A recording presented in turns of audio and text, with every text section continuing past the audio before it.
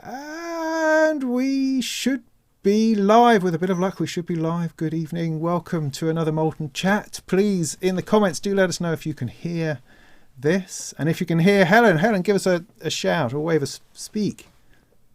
Hello. Hello, noises are good as well. So yeah, if you're in the chat, if you wouldn't mind just letting us know that you can hear us, and then we'll kick off with tonight's exciting chat with Hélène Vogelsinger. Am I pronouncing that right? Yeah, exactly. Great. It's an interesting name. I'm sure there's a history to it somewhere. I like names with lots of bits in it.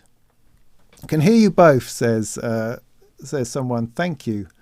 Great. No sound for Stephen. Sorry to hear that, but everyone else seems to be fine. So, Stephen, I think you need to sort yourself out. Otherwise, good. Oh. So, right. It's freezing. Yeah? Oh, no, it's good.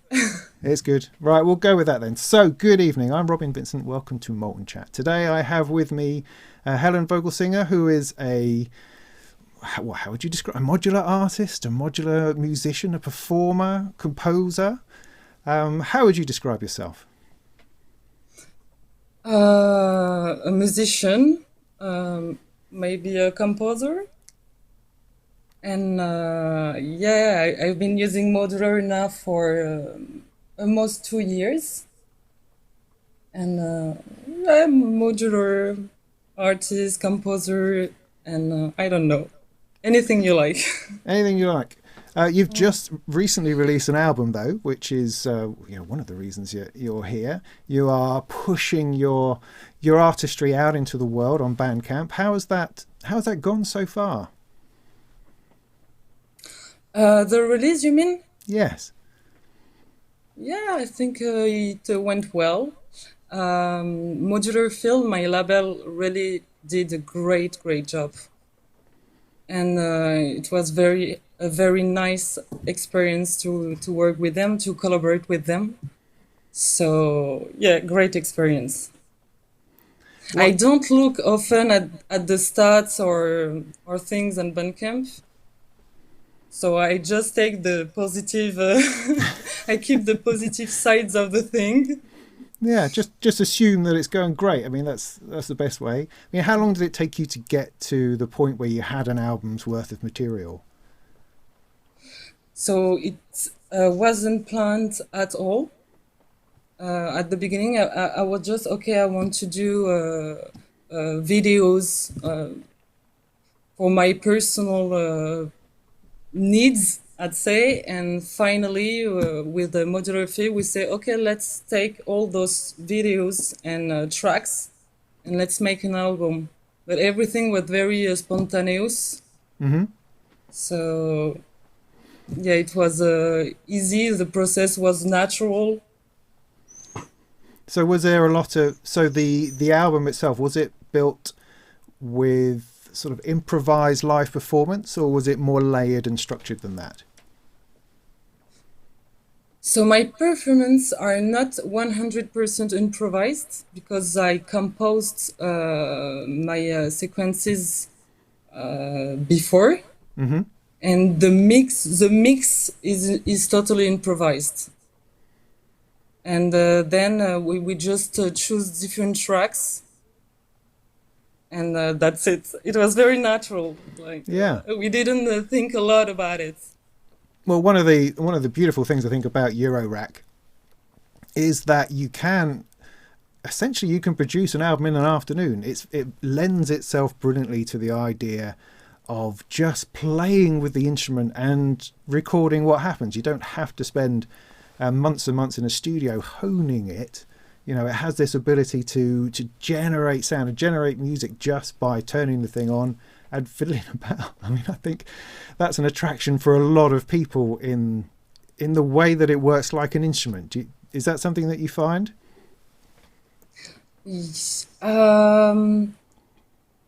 Sorry, I didn't understand the last sentence. No problem. Is that, I mean, do you find that the modular works very much as an instrument? It's something that you pick up and play as opposed to plan around. Does that make sense? Yes, totally. Yeah, it's an instrument. it's even many instruments. Mm. I really see it as an orchestra. So I've been taking these orchestral classes in Berkeley for the last 2 years, and it happened at the same time when I started Modular.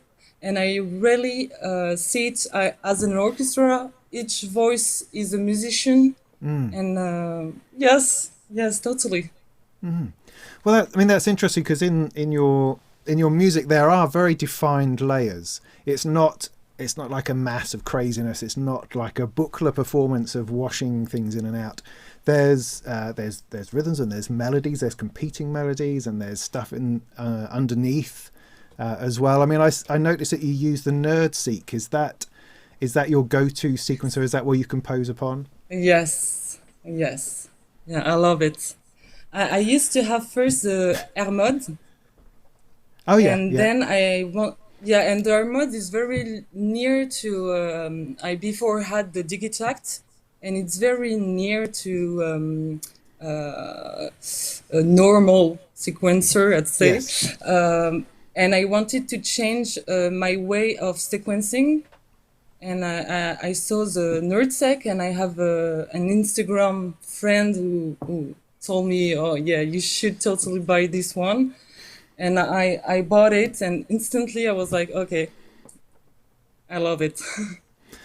But how? I mean, this is my question because the NerdSync kind of it boggles my mind because it's a tracker. Yeah? You're doing with horizontal scrolling of note information, I suppose. I mean, I've never played with one, so my experience with trackers is from 20, 30 years ago when that's kind of the only way you could do it on a computer. So it feels to me very very sort of backward looking. So I'm always fascinated by people who really enjoy it. So what is it about tracking that inspired you? I don't know. I think maybe it's people have different brain functionment. I don't know, and the vertical movement really worked with me. Yeah. So I cannot explain. And you have tons of other things in it. You can modulate. You can not with the last update. You can have voices in it. Voices. I mean VCOs. Wow. You can have short samples. You can have a lot of things. It's very powerful. Yeah. Yeah, it is. I mean, I do have a Hermod, and I understand what you mean about it being. It's almost like it's a traditional view of sequencing. It's very much like using a DAW. It's that kind of MIDI sequencing is what it feels like, rather than Eurorack sequencing. And I wonder how the NerdSeek fits into that. Does it have that kind of MIDI flow to it, or is it a new way of doing something for you? I also have the expander, so I can when I'm too tired or lazy to enter all the thing by hands, I just connect it. And because when I compose, I I search for things, melodies, and sometime yeah, I just go on my toe and will put the MIDI in it and try things. And when I think it's a good thing, I will just program the NerdTech. So it's co-working. Yeah, nice. Do you use any more analog sequencing alongside, is the brain mainly in the NerdSeek? So the NerdTech is a brain, but Hmm. I also have the ER101. I must admit, so I bought it maybe, I'm lost in the time, maybe 2, 3 months ago, maybe more, it was before the lockdown. But I did not explore it as it deserves yet. Yes. Yeah, I know So that. I I can know, understand that. there are math functions and things, things you can do with it. But yeah, I've been a bit lazy about it. And the NerdSec, I know it's so much right now that it's difficult to shift suddenly. But I want to do tracks with only 4 sequences, so I will need to work on it. Yeah. I mean, I find whenever I bring in a different sequencer, it just changes the way I work. So inevitably it comes up with a different sort of sound or idea, so I clash, I use something very, very simple just to create a 4-note loop that's going on, but then I can riff off that for ages with something else. It's that remarkable thing of not being tied to a single way of doing things in Eurorack, which I think makes it so interesting. I wanted to ask you about the voices in your album. Are you singing? Are they samples? It has a Lisa Gerard vibe to it, I think. So I'm a singer. I've been singing forever. I had raga bands, soul bands, bossa nova bands, anything you can imagine. I sang a lot of different styles, and what I really, really love to sing is like those voices you can hear, like very I love doing this, but in a pop track it's difficult, in a raga track it's difficult, and by its own it's difficult too.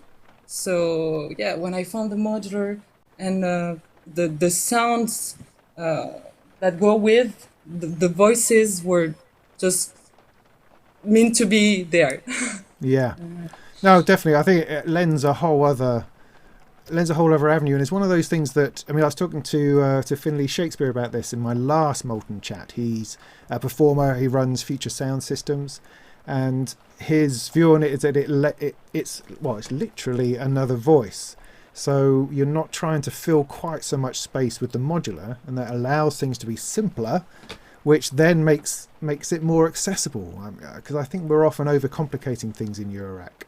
But when you bring a voice in, you need space for that, and so it I don't know, it makes you more focused, more it minimalizes what you're doing to make it less complex, which I think is good, generally speaking, for us as listeners.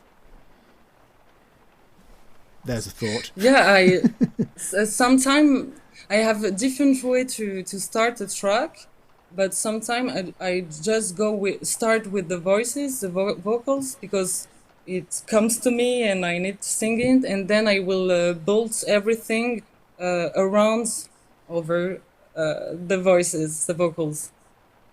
How are you recording the vocals? Is it going into the modular or is it separate? So yeah, it's separate. I'm recording on my DAW with my sound card and everything in the studio. And I prepare different layers, and then I incorporate them in my sampler module as the ER301 or the stereo trigger sampler. Yeah. So you're triggering those sounds live as opposed to singing them live within the performance? Yes. Gotcha. Okay. So I think at this point we should just have a quick clip of you in action, if that's okay, if I can make this work. Yeah. Bear with me. I'm not very good at this bit. This requires me doing... Oh, let's see. That almost worked. Let's try that again. Yeah.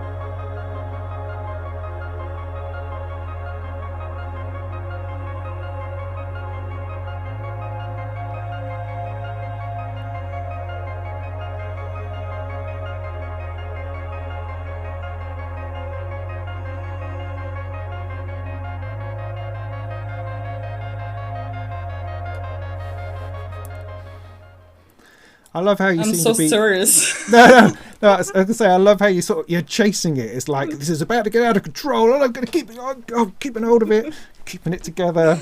I think, yeah, no, you do look serious. I think that's good, though. I think that's good.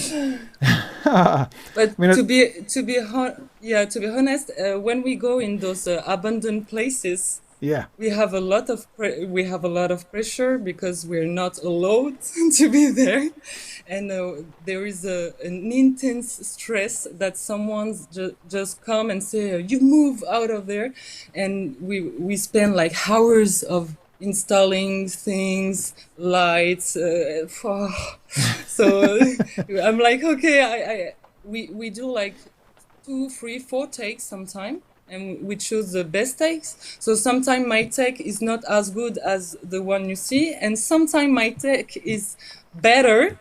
But Chalice, who's making my video, just fall. So right. there's always something happening. Yeah. Well, you can get away with it, though. That's the thing. I mean, you don't actually have to have the same video or audio together. I mean, it would be completely believable, regardless, because you're just a musician fiddling with stuff, and I think we totally accept that, whether it's the real performance or not. You could be doing it to tape. We wouldn't know. Wouldn't make any difference, or would it? Yeah, we try to keep the really authentic, but because I think there is something esoteric that people can feel. But yeah. Yeah, no, I think that's right. I mean, we spoke about this a little bit before we came on, and just to say this again for the benefit of the people at home, is that I first came across you because it was these sorts of videos that started appearing in my Facebook feed. I'm not entirely sure why. I think we became friends on Facebook. I'm friends with ridiculous numbers of people on Facebook, so that just keeps coming up all the time. But anyway, so these videos kept coming up, and I don't know what your feed is like out there, but mostly it's full of close-up shots of bits of Modular, blinking lights and noise and bubbles going on, which is great. I like that sort of thing. But it was like this garden of fresh air that just like scrolled up, and there you were. It was beautifully shot, and it was moving around in an interesting location. The sound, well, yeah, first of all, it would actually make me click on the mute button to unmute it, because normally stuff just goes through and you don't listen to much of it. But very intrigued and stopped and listened to it, and it was just brilliant, like spot on. And then there was another one, and then a week later there was another one, and you're in a garden, you're up a chimney, you're in some bombed out shelter somewhere, and it was just great. I mean, I mean, was that deliberate marketing, or was that just how things came along? No, not at all. At the time I started Modular, la conjugaison. I was making music for the last 10 years, but as I told you, in different genre. And at that time, I was like, okay, I'm not happy anymore with making music. I think I invest so much in music for the last 10 years. I really wanted so bad for my projects to work, but at that time I was okay, I let go of everything. I just do something that I love, and I do not take care of anyone, anything, judgments or advices. I just do something that I find beautiful or interesting, and it was very natural, and I never imagined that it would have lead to releasing an album or anything.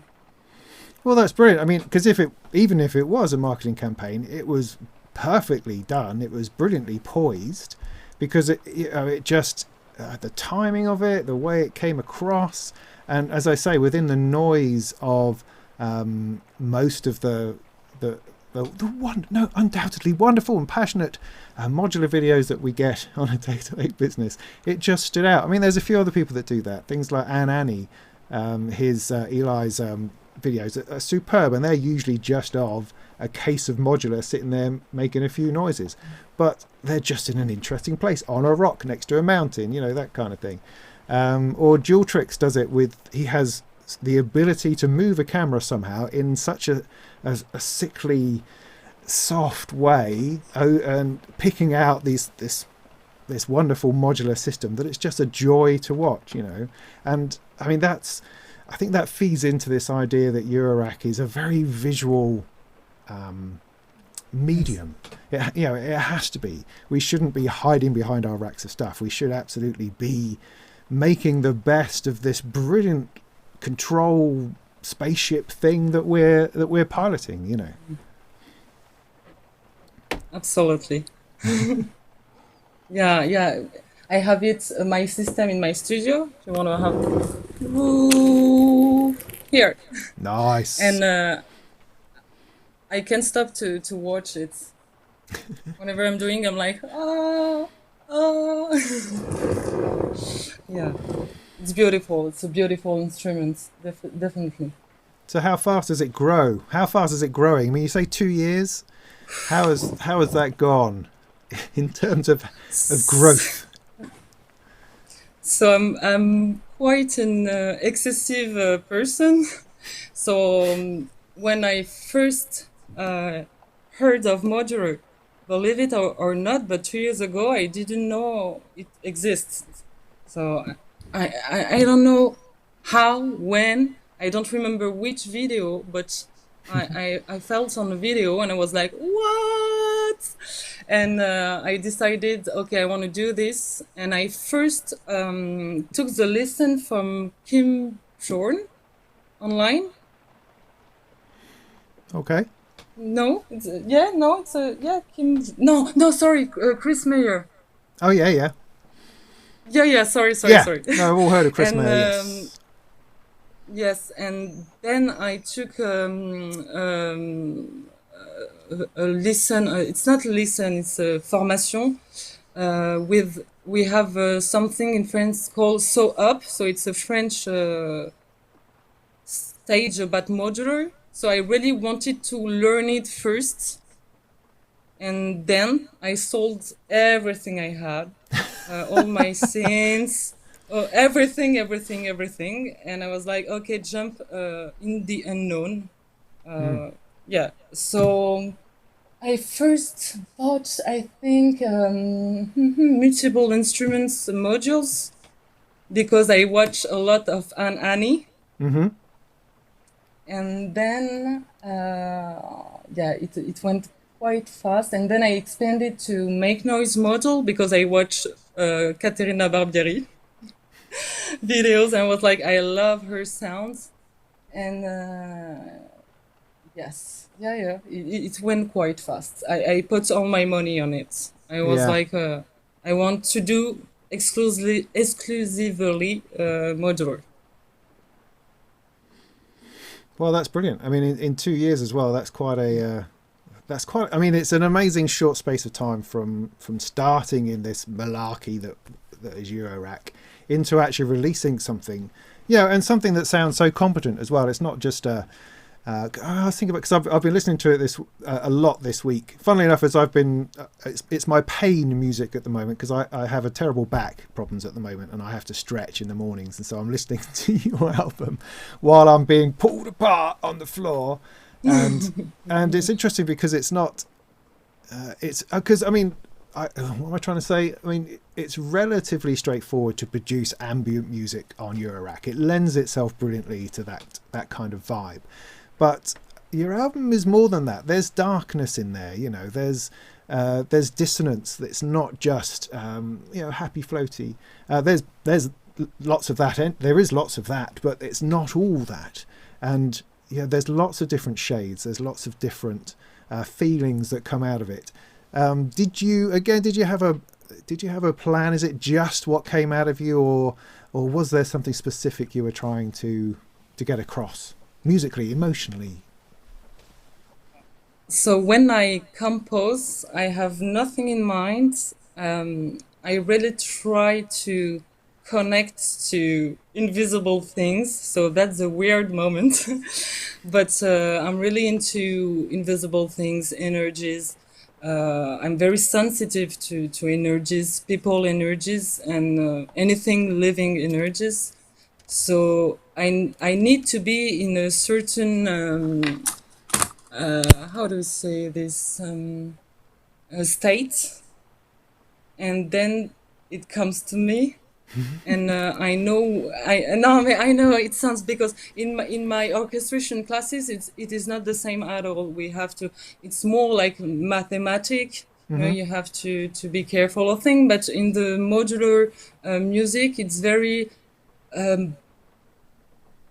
more esoteric. And yeah, there is something about connecting to energies, connecting to your instruments. There is electricity in the air, you know, something happened.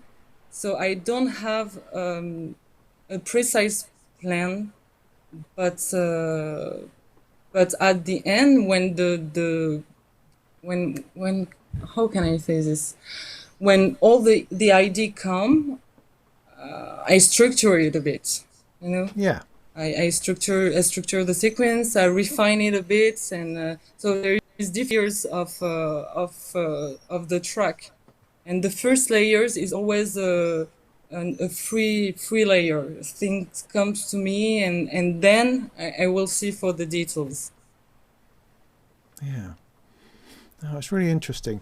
I mean, there is something remarkable in it. It's like there's a feeling that you get from interacting with control voltage, I think, that you don't get from turning a MIDI knob, a MIDI controller. I mean, it doesn't make a whole lot of sense because you're essentially doing very, very similar things. But my experience, certainly from moving from completely computer-based into Eurorack, it's just one of I don't know, of opening up, of flowering, of bursting, you know, where you feel so confined and so narrow in the endless world of computer-based sound into something much more restrictive. But you just, I don't know, you feel engaged. You're right. There's electricity. There's I don't know. There's some kind of soul Yes. involved in that hardware that's ridiculous, but is there and is present. And I don't know. I've never come across anything quite like it. I mean, I guess that the thing I would equate it with the most would be just playing guitar or playing an instrument anyway, casually picking up something and just tapping out a tune. That's very much how I feel when I start playing with the bits of Modular. You know, you just start banging something out and something then starts to happen and you go with that, you know. It's an amazing thing. Yeah. What, you know, the fact that we're all here talking about this sort of stuff. I mean, I don't know whether you would talk in this way about any other genre, any other form of production, any other instrument. Do cellists get together and talk this way about their instruments? I don't know. Maybe they do, but it is a place of endless fascination. So what's your next module then? What do you have your eye on? What my next module? Yeah. Yeah. So for now, so at the beginning I was like, oh, okay, I will make thousands of voices and it will never end. And now I'm more like, okay, I'd love to, for my next album, to reduce the voices a bit. So I think for now I won't add anything else. Maybe some utility module like multiple mixer, maybe new filters, but I think that's all. I'm That's taking a very break of restrained. yeah, I'm Yes. taking a break of adding new things, because the thing is I bought new modules before the lockdown, and with my studies I didn't have a lot of time to study them. So I bought the I don't remember the name. That's terrible. The pan harmonium, Oh yes. and I haven't explored it yet. So I have still exploration to do.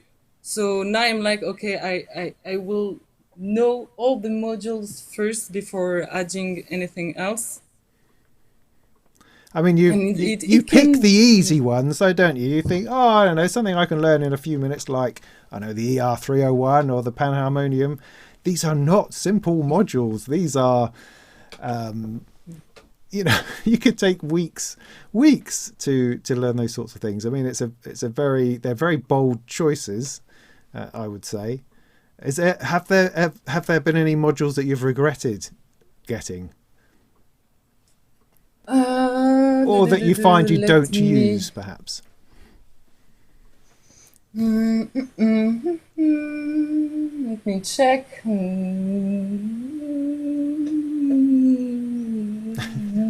Not, no, no, no, no.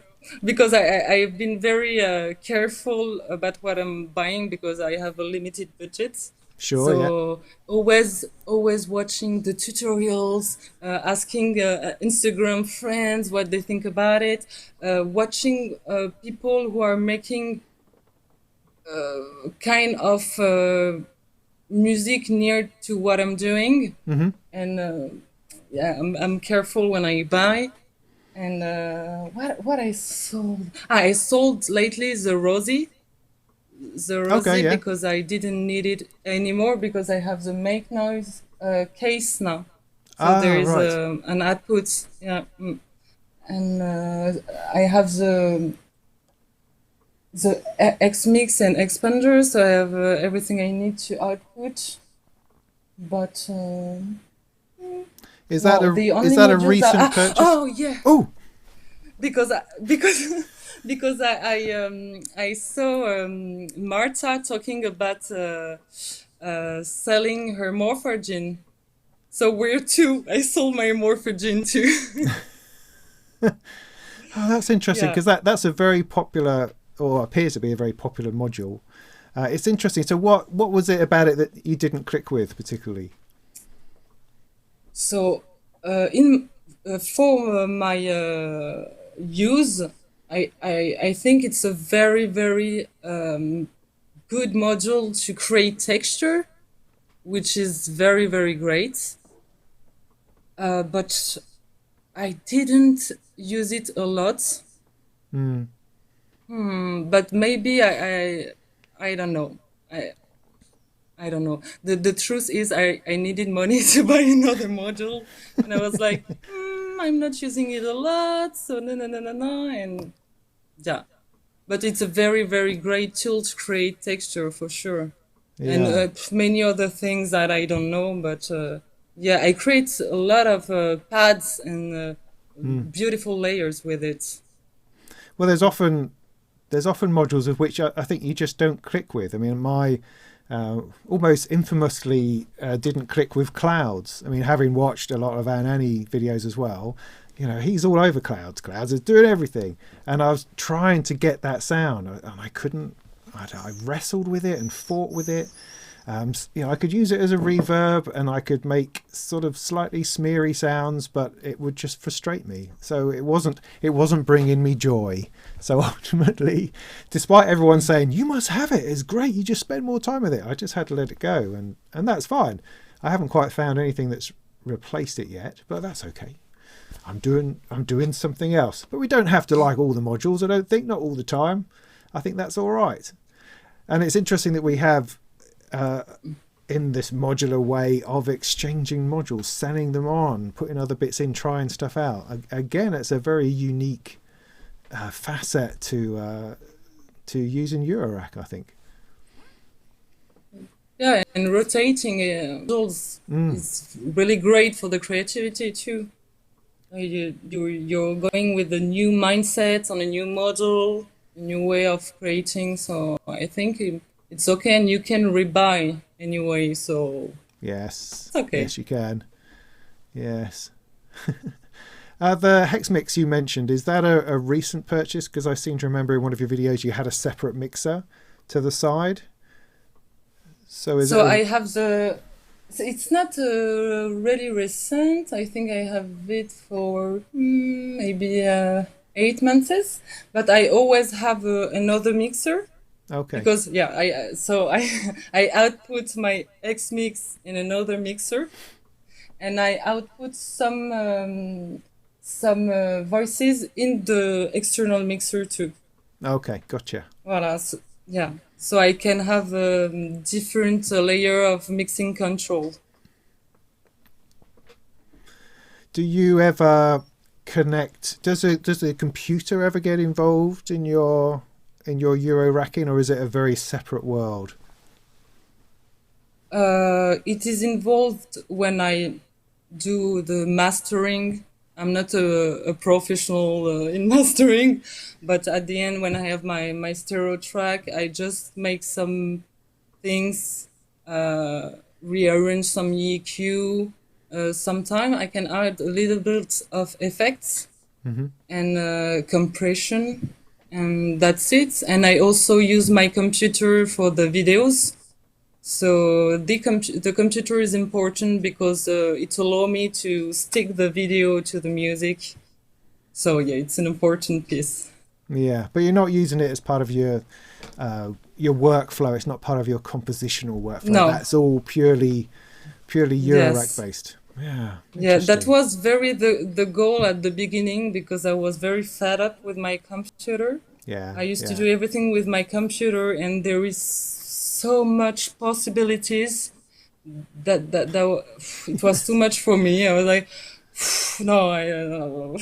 And what I love about the modular is how it limits yourself, Yes. but with the ER 301, the possibilities, phew.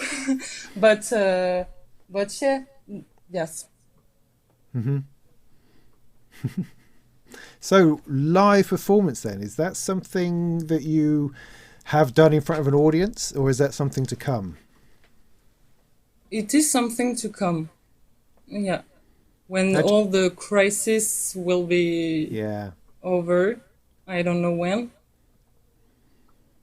How do you feel about that? Is it something you're eager to do? I mean, you have a history presumably of performing with other bands.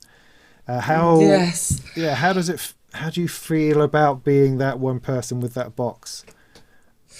So Entertaining people. the last uh, concert I made, it was exactly 2 years ago. And at that time, I was on alone on stage, and I was using. I had different synths. I had a Korg Minilog, Mini Brute. I had the Push, Hmm. which control Ableton, and I was singing, and I was playing flute. That was too much. And it was a big concert in a festival where I live. It was the first part of a very famous French band. And when I finished my gig, I was like, okay, no more of this. Too stressful, too stressful because playing synthesizers, singing, playing flute, controlling the Mm, computer was very too much. And with Modular, I'm more confident because I don't know. I'd love to make a live where I play Modular, and then you have some pause where I sing or I play an instrument, but not everything together, definitely. yeah, And yeah, it's a bit stressful. It's a bit stressful. I'm very sensitive to energies, so when there is a lot of people, I do feel the energies, and it's like excitation, but more. So I'm like, but I'm getting ready. I practice yoga, meditation, so I be ready. do you think you'll perform with a pre-patched set or idea, or will you start from scratch? That's the question. So I think at the beginning, I will start with the pre-patch. I think, but when I do my videos, I do one track by one track. So the patch is locked; it's my track. But Yes. now I'm in I'm working on linking all the tracks together, Yeah. and I did not think about it at the beginning when I was making my tracks. So that's why I told you I need to buy more utility modules, Hmm. multiples and mixer, because yeah, it's something to do 1 hour, and it's something to do only 7 minutes. It's quite different. Yeah. I mean, I So I think, think, but mm, mm, yeah, yeah, I say the something like the Nerdseek works really well in that respect because you can save, I'm assuming you can save sequences. So you can have a set in that machine. So that's one area that you don't have to worry about, because there is, the horror of you've patched something up, and if you're going to try to move to something else, well, you start plugging things in, and do you remember what everything was supposed to be on? And that, I mean, it's a minefield. I mean, I think that's why we seem to have developed this 20-minute set idea that, I can make 20 minutes of music just with this one patch, at least. I know Mylar Melodies, he goes on for a whole hour, one of his techno sets out of a suitcase thing. But, it's hard. It's hard to transition from one track to another. I think that's one of the great challenges, to do it in a sensible size rig, because you don't want to be down the road of having to get people bring in bags and bags of your stuff and stacks of things. There has to be an elegant way of getting in there somehow to go from track to track. I think that's a bit of a holy grail of Eurorack, I would say. yeah, yes. And in some track, I just use different pathway, different modules, different VCOs for different purposes. So I cannot depatch, repatch. So yeah, I think it will be a bit different. Anyway, it's always a difference. Every time you play a track, it's different. But a long form will be definitely a bit different. I mean, I spoke to Eden Gray on one of these chats about a month ago, and she performs everything from scratch. So she has her rack, usually a row, sometimes 2 rows, and a bunch of patch cables, and off she goes. And that frightens the life out of me. That's quite hardcore doing it. But I mean, because it's asking a lot of her, but it's also asking a lot of the audience. It's asking them to kind of bear with a couple of minutes of drones and noise before it starts to take shape, But it's a very interesting and edgy way to do it. I'm much more likely to have it patched. But then, I mean, my stories from, I've done open mic nights, sort of electronic music nights where you go and do 10-15 minutes, that kind of thing. And my experience of that is often that the things you don't think of when you're practicing at home is the lighting, the fact you can't see anything. You can't see your stuff, you can't see any of the knobs, you've just got lights flashing at you and lights in your face.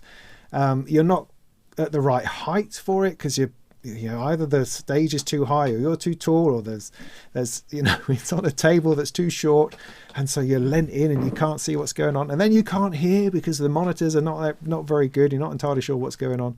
There's so many difficulties once you get onto that stage that's I don't know, it's very intimidating. But you'll be fine. I'm sure you'll be fine. It'll be easy. But for sure, the environment is very important. And I know that there are some places that I will never play again. And no, yeah, I'd love to play in special environments. I don't know when exactly what I'm doing in my videos, but I will bring people there, to make an experience together, to live something outside of concert venue. Yes, I think I will be very happy if I can make this. Or maybe something very immersive, like I don't know, but I don't think traditional venue. Yeah, no, I think you're right. I mean, Suzanne, in my dreams. Yeah, I mean, Suzanne Chiani talks about quadraphonic sound a lot, and how that's the ideal space for performing with her Buchla synthesizers. And that's true. I mean, the format you have in the videos where you're sat on the ground and you have the modular propped up is actually a better situation than having you up on stage where, well, I mean, I found you either have the back of the modular to the audience or you have your back to the audience, and it doesn't really work that way. Whereas the way you're doing it on the floor where people could gather round, that's probably a much better format, I think. Yeah, and with the video, like turning, I like the idea that it's the person view, like watching around and around, and I like this immersive experience.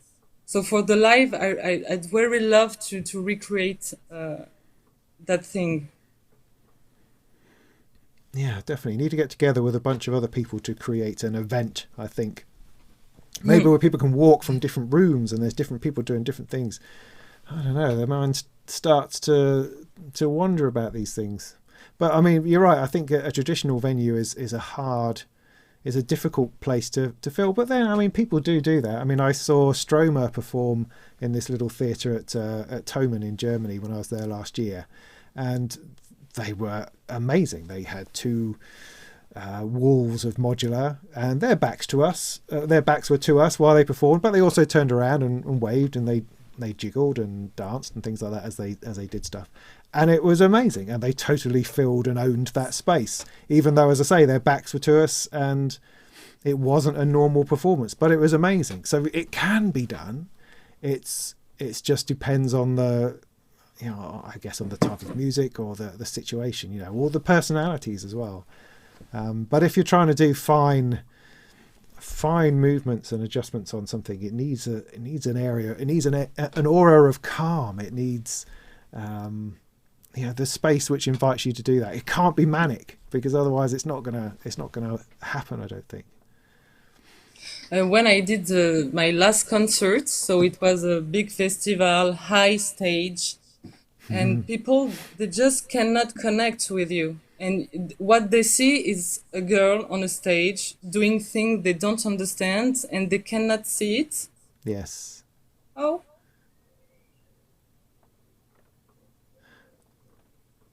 Oh.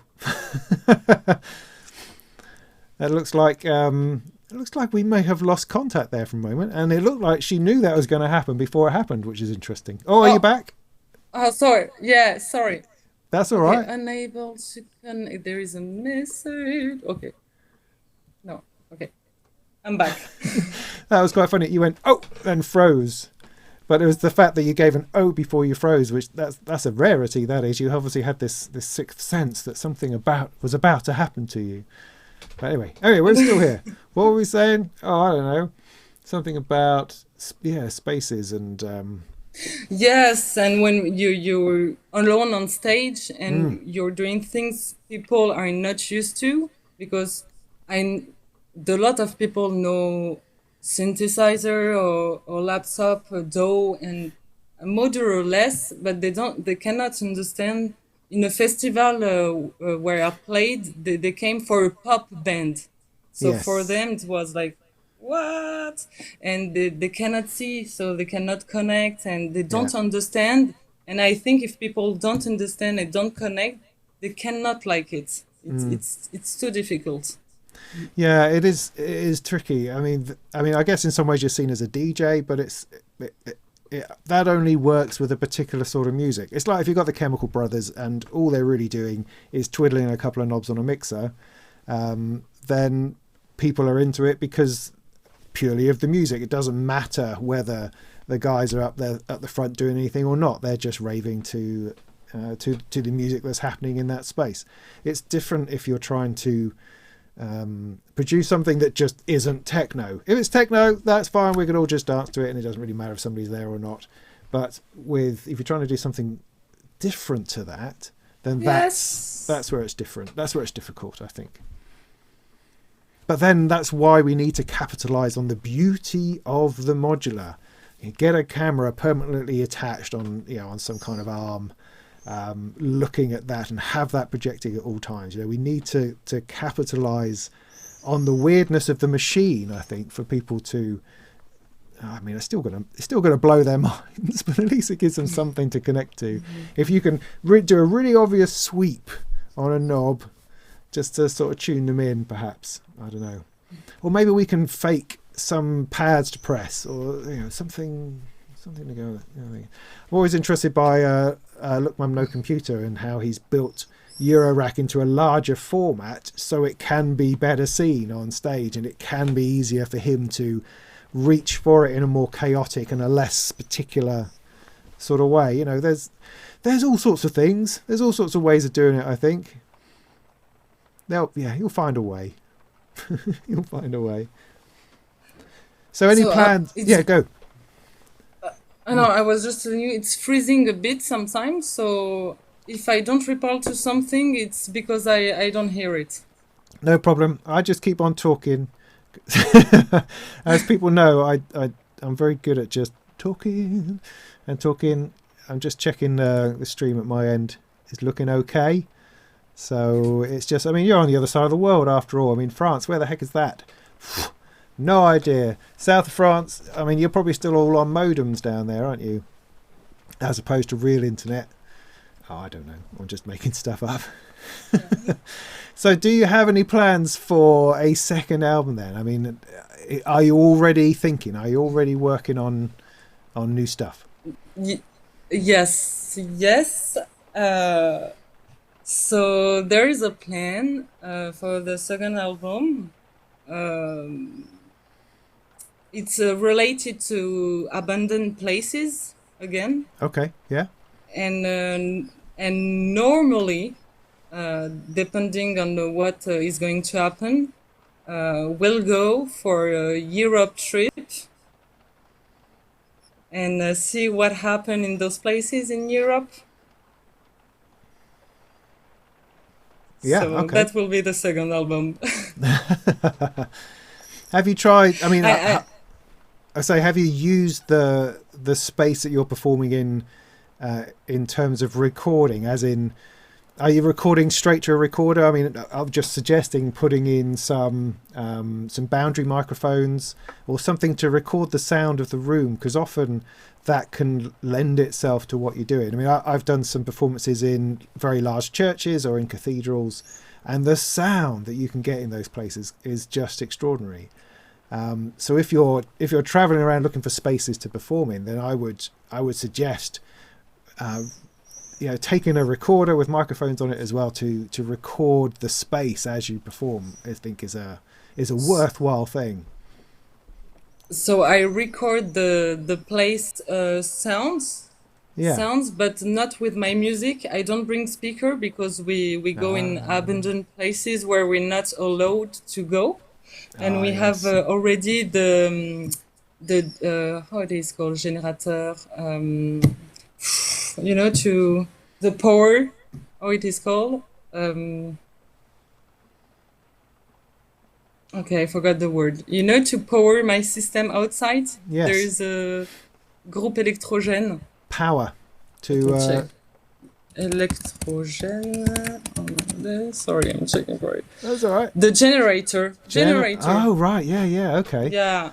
And it's making a lot of noise. Yeah. So that's why I have my big headphone, because it's all. If you hear the sound from the camera, it's like. Oh well, that makes a whole other load of sense then. Yeah, no, totally. All right, I'm with you on that. So this is guerrilla modular, is what this is. This is, as you say, finding abandoned places and sneaking in. That's brilliant. That's totally excellent. Have you ever thought of collaborating with people, or are you very much just going to be yourself? Yeah, I'd love to collaborate. I'd love to collaborate with other musicians. It can be modular or anything. I watch so many modular artists. It's wow. I could collaborate with any of them. And I'd love also to collaborate with orchestral musicians or orchestra. like I do a mix between modular and orchestra, and I also love to work with scientists, or not maybe scientists, but on immersive experiments Mm-hmm. with all the senses, like the smell, what you can eat, working on immersive experience, and people come and they do travel thanks to the experience. That is something that I would love to do. Is any of this something you're already talking to people about, or are they just ideas at the moment? No, there are ideas at the moment. Right. So people should get in touch then. So if you're out there watching and you have immersive experiences that you'd like to couple together with some modular music, then you should get in touch. Absolutely, I think. That sounds fantastic. So you're going to tour the UK, right? I mean, obviously when the world has fixed itself, but Yeah, I'd love to. I'd love yeah, to. great. We'll have to get you over for, I don't know, Synthfest, or we get you over for a Norwich open mic night, right? You can get 20 minutes in amongst the guy who sings along to Ableton and the other person who just plays toy machines, ding ding ding ding ding ding, for 20 minutes. That would be tops. We'd enjoy that. We would in Norwich. Right. So, does anyone in the chat have any questions they'd like to put to Helen at all? Any burning things that you'd like to find out about a music performance or anything you've heard so far? Do throw them in. I mean, we have almost managed an hour, which is pretty good going, really. So if you have any questions, do throw them in there, and I'll try to spot them. We might ignore them. We just don't know. That's just how we roll. So were there any other things that you wanted to bring or talk about this evening, Helen?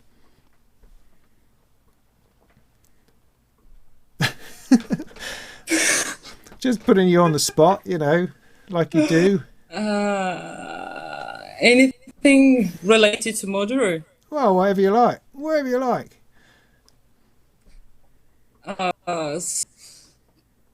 So in the moment, I'm really into exploring new places, Mm-hmm. because I started this series, music places, as an idea, and now I'm pretty addicted to it, because it's very powerful when you enter a forbidden an abandoned place, and so poetic, and I don't know, it's very intense.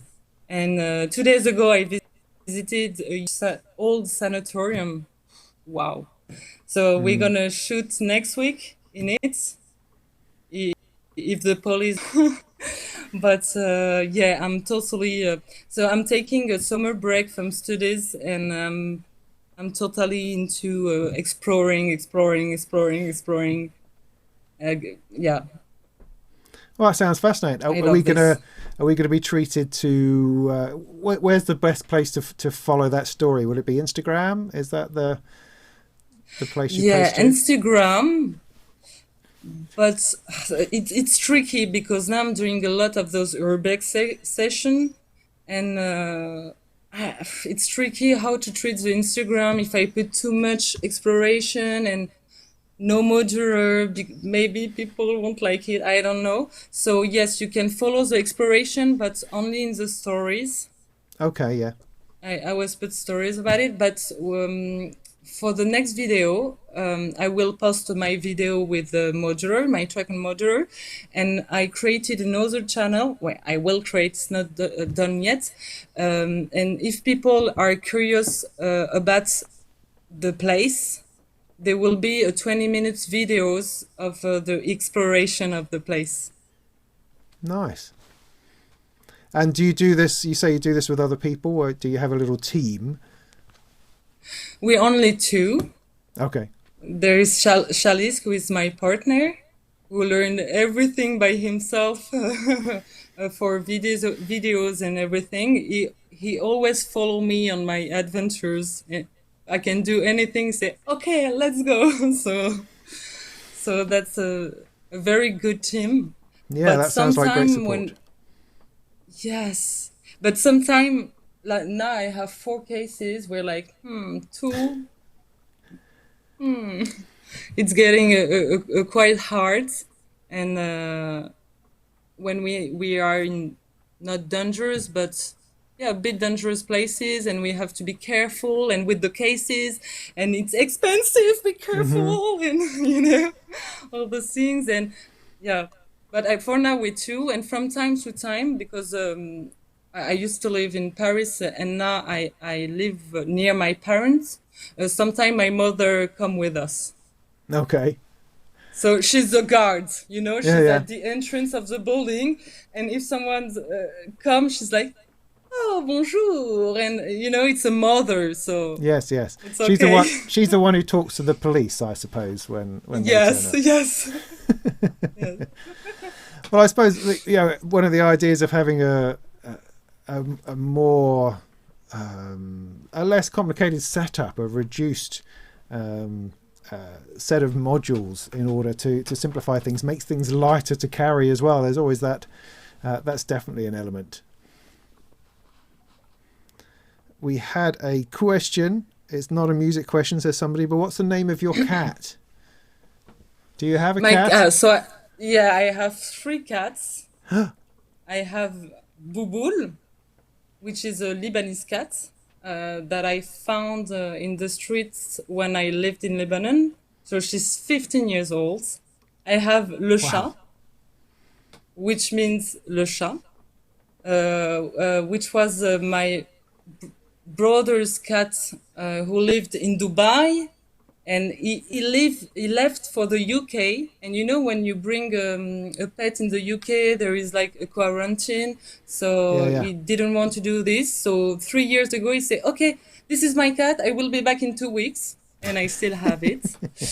And there is a third one, Petite Chouette, which means little owl. And she was my neighbor cat. She was how do we say that? You know, the guy was never taking care of her, not Yeah. feeding her. Neglect. So yeah, we decided to took her home, and the guy was like, okay, oh, yeah. So you steal people's cats is what you're saying. There's no one's cat No, is safe. It's safe around your way. they are good here. They have a garden. They are treated well, Good. and I also have a pigeon now, pet pigeon. A pet pigeon. So yeah, we find a little baby pigeon like more than a month ago, very injured and half dead, and we Oh, took it home, and we called different animals association, but nobody want pigeon. oh. Nobody. They are, yeah. So we kept her, and pigeon are so kind, so smart. The part of the six species who have self-recognitions. Okay. They can see 40 kilometers away. That is, they recognize faces. They are so smart. So Well, now I have that's a pigeon amazing. pet. Yeah, she does not want to leave. She wants to stay. So yeah. Well, we weren't expecting to find out interesting facts about pigeons this evening, but there we go. Anything is possible. Marta asks, how do you discover the abandoned places? Do you just drive around until you find something? So there is different methods. I watch a lot of urbex YouTube. So the urbex rules, the exploration rules are you never give, because people just go and break, steal, break. Yes, yes. They give you an area, and then I search on Google Map. So it can be for hours, like scrolling, scrolling, scrolling. And when I find it, so, you know, exciting, you're like, yeah, I find it. And then we explore, and then we come back. Yeah, that's very intense. It's like a Yes. discovery. You're like a kid. You find something. And sometime, like 2 days ago, when we went exploration, we decided we only take small roads, and on the road, so we had like 2-3 hours drive. On the road, we saw 2-3 different abandoned castles. So not everything, and keep it for later. But I always check on the internet the history. If someone buy it, it is. I always look at the situation because I don't want to be in scary, dangerous, or I don't Yes. want the owner stressed, or I want it to be peaceful. I want good energy. So Yes. yes, Oh, but great. any method is good. Anyway, if anyone has a good address, Somebody else has asked whether you have a day job. Is music all you do, or do you have to work for a living? alors, I used to have day jobs, uh, but since 2 years, I don't have any more day jobs. It's only music Excellent. and studies. So I have small revenues from old collaborations I did and it's not a big amount. It's Hmm. a small amount, but I can live with. I don't go shopping. I don't go to restaurants. I don't do. Okay, I don't go out of my home at all. But I can live this way. I prefer to have a small amount of money and to be totally free and have time. But Mm, it's a choice. I don't have kids too. I don't have the money to have kids, so I for now I prefer to have my freedom, yes. and I'm okay, and I have my family near, so it's very helpful too. You know, when I need something, so family can help. Yeah. I mean, Just that's middle awesome. class person. No, but that's awesome. I mean, you need Mm, to hold on to that. I think for as mm, long as you mm, can. It's such a privilege to be able to mm, focus and play music like that full time. I think it's totally brilliant. I think it's absolutely something that everyone should try to do at some point of their life, whether it's successful or not. But to give yourself the space for creativity, because for many of us, me included, we're working all day. Or from my point of view, I've got kids and a family, and all of that takes up a good amount of my time, and so it should. But that means that the time I have to be creative is really small, and everything takes a long time. And I don't regret any of that. That's not a problem. But mm, if you do find yourself with an opportunity to have the space to make music, particularly something like Eurorack, which is so exploratory, where you can find, where I think you only find those special tracks and patches through allowing things to happen, and you can't allow things to happen if you don't have the time. You have to have a space in which you can allow mm. things to develop, and I think that's brilliant. So I wish you all the best of that, and keep at it. Hold on to that as long as you can, I would say. Until something more Yes. exciting comes along, whatever. Pack in this Eurorack nonsense and do something for real. But, it's, I think that's amazing. Let me see if there's any other questions. Desi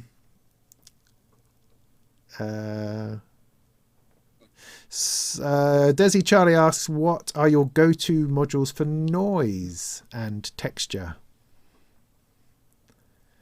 I don't have a proper noise module. So when I use noise, I use the noise from the ER301, Okay, yeah. but I don't use noise a lot, to be honest. Yes. So my advice won't be very but for the noise and the uh, what was the Texture. questions? Texture is the Texture. other one. I mean, your Yes, album is for very texture. melodic. There's a lot of melodies and counterpoints going on, more than washes Yes. or anything like that, I think. Yeah, I say the texture is really created by the effects on the different sequences and the vocals, and I Yes. think Yes. that really creates the texture. But I don't really have like textural modules. I do have the upload that I use as an traditional effect, and in fact I have the Mm. Herbverb, mimeophone. I have the distinct M. Yeah, that's right. And I think, yeah, I use effects to make texture and voice in the voice. Yeah. Yeah. No, that makes sense. Sorry, my answers were. No, no, that's all right.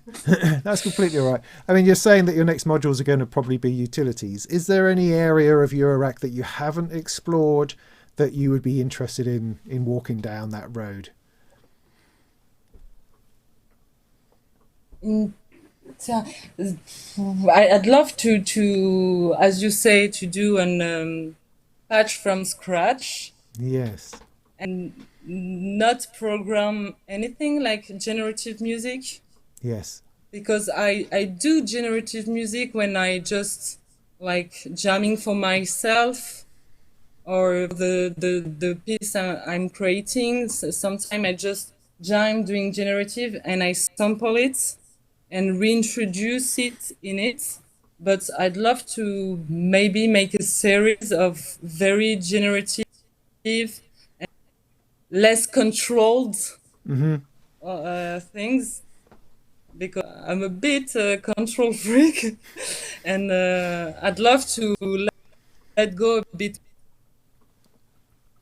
I think that that'd be great, Yeah. a new experience, and Going I back- think the results would be very different. Yeah. I mean, going back to your video again, when your focus and concentration on doing things, I've there's that we often, well, many of us have a difficulty in letting the machine play. We want to tweak, we want to move, I want to make it look like I'm doing something, whereas actually sometimes standing back and letting it go is difficult, but can be nice sometimes. Yeah.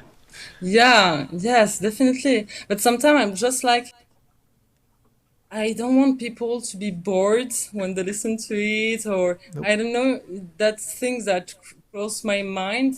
But I'm more and more want to make the things evolve more slowly. Yes. Yeah. Yeah. I mean, it's a risk to, because again, you feel like you're asking a lot of people. Because I mean, again, with these open mic night things we do, and you've got about 20 minutes. You want to leave, because you're going to have some drop come in, and then you're going to take it out, and then you're going to put it back in again, and you always do it too quick. You always put it in there too fast, because you can hear everyone's talking and they're just having a drink and they're not really paying any attention. So you ramp it up really quick, and then you're into it, and then it's like, oh well, I've just, I could have had an extra 5 minutes before I put that in if I was just brave enough, bold enough to let that go before you I don't know, try to bring things in. It's an endless question of I don't know, giving people the opportunity, being what am I trying to say? I don't know, allowing the crowd, giving the crowd the opportunity to surprise you, I think. Yeah, because we just assume they're a bunch of idiots and they're not really interested, and you just want to get on and get off again. But actually, you could engage them for much longer in a much more interesting way if we give it the chance, I think. But I'm talking to myself here, really, than as much as anybody else. Okay, well, there are other questions coming in, which is good. Do you have your rig on modular grid or anything like that? If you know what I mean.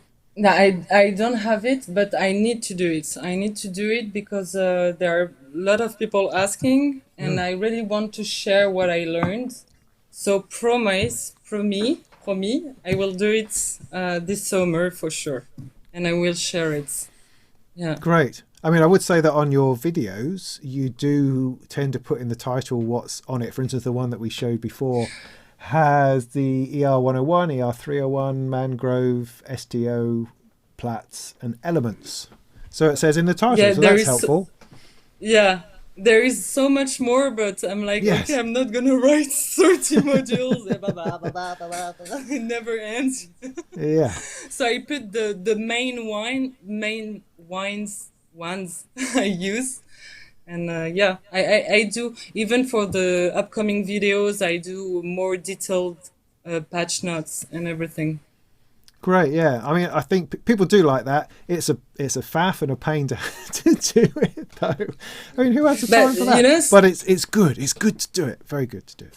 as everything is controlled by the nerdsec, I'm like, I'm not gonna put STO nerdsec. You know, sometimes like, oh no, it won't. People won't be interested in knowing that nerdsec is controlling this and this and this. But maybe yes. Yeah, you'll be surprised that people like all that kind of Yeah. detail. They really do. Somebody else has asked, trying to find it again now. Oh, darn it. Oh, yes. Formal musical training, has that been useful to you in exploring Eurorack? Do you have any formal musical training would be the first question. Yes. You mean classic musical training? Yes. Well, classic or modern, Yes. any kind of musical training, I suppose. So I started music when I was like 4 or 5 years, and I did 5 years of classic training Yes. with piano and flute. And then, as we moved a lot with my family, I stopped everything, but I was still singing. And I definitely the classes I took from Berkeley really, really helped me to not really to for the modules or understanding the modular, but to structure my mind, to structure my ideas, to structure the layers. I don't know. To orchestration learning was very, very something important, and Mm.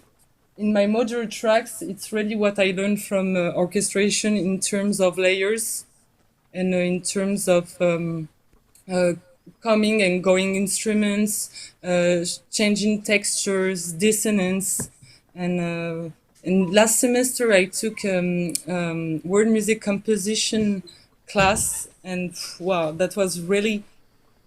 It's not directly linked to the modular, but it has a big impact on what you're gonna do with the modular. Mm. And definitely the two I don't know the word for formation. The two training I took, it was virtual training for the modular online, really, Yes. really, really helped me. And I started with the online training before buying anything. And I did it like 20 hours a day for a month, and I wanted to understand it before starting it. That's brilliant. So mm, That's brilliant. I mean, I'd that's say quite I'd say inspirational, I yeah. would say. That's amazing. That's an amazing thing, because I was the opposite. I just threw myself in it and see what kind of happened, I suppose. But I love the idea of having the self control, I don't know, the determination, the commitment to learn something like that, because it just feels like you had this idea about modular, you had this idea that you wanted to explore, and you made that happen, which is amazing. I love that I approach. I I really wanted to have the capacity to quickly create something with it. And I really told myself I need to understand its language before, Mm, or it's gonna take a lot of time.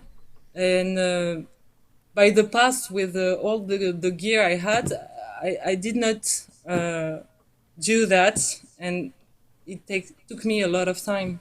So yeah. this time I wanted to do the thing in the right order to to gain time. Yeah, superb. So, do you use samples? Somebody says yes. Well, we kind of covered that a little bit in that, didn't we? Yes, you sample your Yeah, voice so and you about bring the samples back vocals. in. Yes. Yeah. Yes, I sample my voices. I sample my some instruments I put in it, sometimes flute or clarinet, or sometime if I can. There is only one video where I play it live, and it's quite something to to record in another mic and. But yeah, I sample vocals, instruments, and sometimes I sample texture too. Yeah. Super. And I Well, use and sorry, and I no, go. use ER301 or a stereo trigger sampler to re-inject everything in the system. Well, I think we'd all be interested in seeing the modular grid version of your system, so that we can check out exactly what sort of different bits you're putting together. Oh! Ah, you wanted to see it or no? Yeah, that's great. Yeah. Okay. So, can you see anything? It's too small, no? Yeah, probably, but yeah, give us a quick tour. So, See, if I'm uh, really clever, I could probably put you full screen. Oh, like that. Is that still working? There you go. So that people can see that a little bit better. so my favorite VCOs are very simple VCO. They are the Istio from Make Noise. Yes. I have 3 of them here. Mangrove. I love it. I love the mangrove. I love it. I also have here the Verbos electronic harmonic oscillator that I love too. Then I have 2 elements. You cannot see. Here I have the do-it-yourself modules that I do with my partner. Oh yeah. So we made them from scratch. So I have the marble, cloud plates, warps. I don't remember because there is nothing, no label on it, anything. Elements. I have the whole mutable family But those are all because they are DIY. You build those yes, yourself. Wow. So yes. you like to solder? I do it. You know, it's the modules from mutables are very small. How do we Yes. say that? You know, it's Yes. very micro. So it's a lot of work. And Charlize, my partner, is doing a lot of it more than me. I'm helping, but he's making more than me, and he's doing the how do we call this? The panel too. He's cutting from aluminium. He's Oh wow. printing. Yeah, here you have the print he makes. So you know, at the moment we could build anything, and at the moment we say stop. It's too much. There is too much. I don't use everything, so it's too much. And so here the ER101, the sequencer from where we talked about it earlier. Here I have the ER301, where you can see it. It's, and here I have the fader bank, who helps me to control the ER301. Okay. Yeah, what else? I have the DPO, but it's relatively new, and I love it. I love the module from Make Noise, the VCOs from Make Noise. I love their sounds. I also have Vogelbug, Stages, Vase, Optimix, Airver, Mimeophone. I have 2 clouds, lot of multiples. I have a ripple filter. I have, I love them. I also have the AGH VCOs and filter. And those one, I learned their existence from Colin Bender's setup Uh huh. because he has a lot of them. and they are great. Big sound, fat sounds. So I have 3 VCO and 2 filter. So the pan harmonium 2, the Nordsec, Pamela workout. I have only 1 Dofer, which is a slow limiter. I have the Chak boards, which helps me to change the octave changer. Oh yes, yes, And yes. which is great with the AGH VCO is that you have this in the module. You can directly change the octave. I Mm-hmm. love this. And what else? Optimics, and I have 4 stages because envelopes are everything.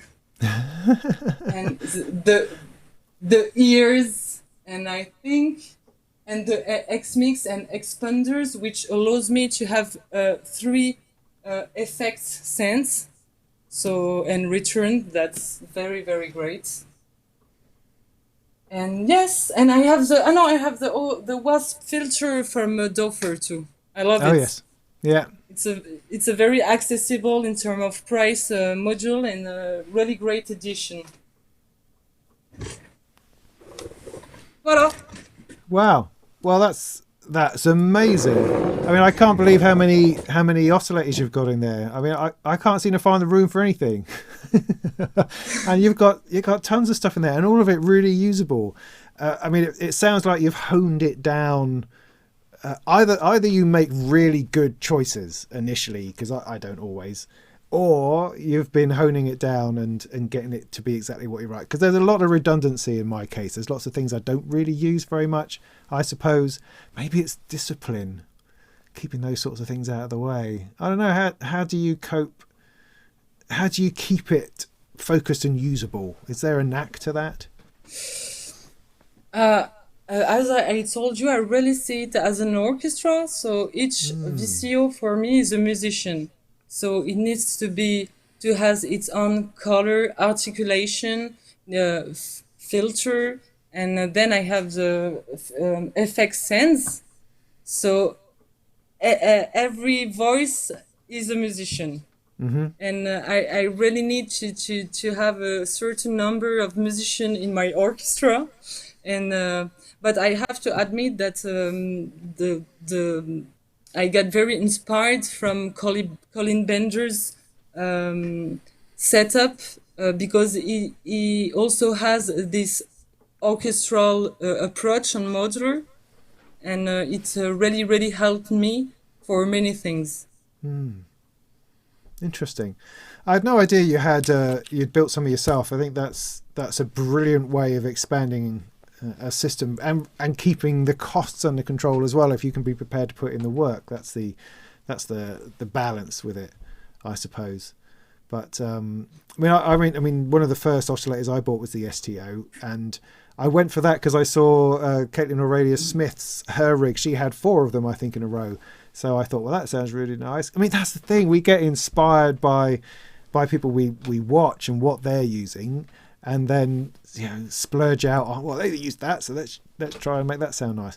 But you're right. I mean, the STO just always sounds nice. It has this, I don't know, it has a quality to it. It's not a fat oscillator, not like some others. It just has this timbre which, I don't know, it cuts through, I think, very, very well. I like it a lot. But I only have 1. I obviously need 2 more at least. I must put that on my list, I think. Yeah, I love them, and you have different outputs. So I always play them in octaves. Yeah. So it's for doubling. It's very, very, very great when you need to double things. So you just have on 2 different mixers, and you can just make it enter. So no, it's I love them. They are simple and they are great. They are, yeah. Very, very effective. Yeah, unfussy. You're not trying to do anything clever. It's just a good, solid tone, I think. Yeah, nice. Well, we've managed to pull off an hour and a half here, which is brilliant. Well done, sticking that out. Well done. I think I don't know, should we sort of bring it to a close here? That was a really nice tour of your system. I really appreciated that. That was good. So that maybe that's a good place to bring it to a close. It's starting to get late, and we've enjoyed that, I think. Any last shout outs in the from the people in the questions? I think we've answered everyone. Are you East Coast or West Coast? Is that a ridiculous question? I don't know. No, not at all, because it's very different. I'm West Coast, near the Spain borders. Yes. People from East and West don't have the same French accent. It's totally different. Yeah. No, I'm with you. I can stick my neck out and say, I think they were thinking synthesis wise. Would you consider yourself? Sorry. No. I had no idea what you were talking about for a minute there, so that was beautiful. But no, that's right. I could be completely wrong. So East or West Coast? Okay. So I'd say I'm both of them. Because sometimes I'm just I use simple sine waves and yeah, I use both because I have instead of a make noise, which is more West Coast, and also have the AGH. We are more from East Coast, so I think it's a mix of both. Yeah, I think it becomes... At the beginning, I was like, no, I'm more West Coast, hippie style. Yeah. But at the end, you just buy what you need, and it's often a mix of everything. Yeah, I think so. I think we're finding that more and more. I think it's in some ways it's an old-fashioned definition. I don't think we need to keep carrying that around. All it really seems to mean is, do you prefer filters over harmonics or wavefolding? And actually, we like doing all of it. I like wavefolding stuff and then filtering it. What does that mean? I don't know. Yeah, I don't think it really matters. I don't think it matters. So it's been lovely having you on. Thank you so much for your time. And thank you. Talking to us about your journey. It's been fascinating. It's been absolutely lovely. Thank you, Helen, so much. Now, we should say that your album is out now. It's on Bandcamp. It's called... What's it called?